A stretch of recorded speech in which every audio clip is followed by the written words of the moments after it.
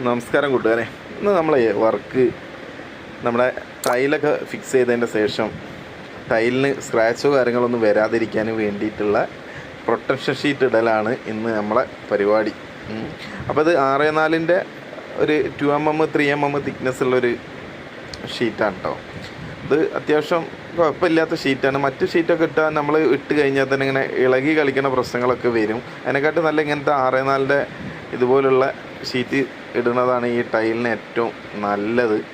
അപ്പോൾ നമ്മൾ ഈ വർക്ക് കഴിഞ്ഞിട്ട് ഏറ്റവും പെട്ടെന്ന് തന്നെ ഇതുപോലെ ഷീറ്റ് ഇട്ടാൽ ടൈലിന് സ്ക്രാച്ചോ കാര്യങ്ങളൊന്നും വരില്ല. മറ്റുള്ള വർക്കുകൾ പെയിൻറ്റിങ് കാര്യങ്ങളൊക്കെ തുടങ്ങുന്നതിനെക്കാട്ടി മുന്നേ ഇതുപോലുള്ള ഷീറ്റുകൾ ഇടുന്നതാണ് ഏറ്റവും നല്ലത്. അപ്പോൾ നമ്മൾ ഇന്നിവിടെ ഫുള്ള് ഷീറ്റ് ഇടലാണ്.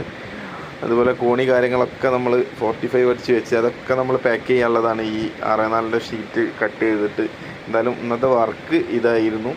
നമ്മൾ എന്തായാലും ഇത്തരം കാര്യങ്ങൾ ചെയ്യണ ഏറ്റവും നല്ലതാണ്. ചെറിയൊരു എമൗണ്ടേ വരുള്ളൂ. അത് കഴിഞ്ഞാൽ അവർക്കുള്ളൊരു എക്സ്ട്രാ ലേബറും കൊടുത്തു കഴിഞ്ഞാൽ